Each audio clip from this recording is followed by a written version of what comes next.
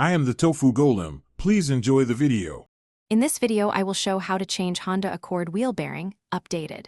Start by parking on level ground, setting the parking brake and chalking the rear wheels. Loosen the lug nuts slightly before lifting.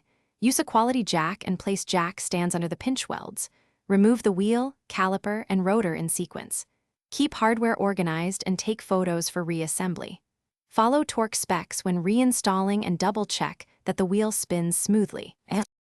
Lift the vehicle and remove the wheel, caliper, and rotor to expose the hub. Detach the axle nut and any retaining clips, then separate the hub from the steering knuckle. Inspect for seized bolts and apply penetrating oil if needed. Press or pull the hub assembly out carefully, using a slide hammer or press as appropriate. Clean the knuckle surface and bearings before installing the replacement assembly to ensure proper fit and function.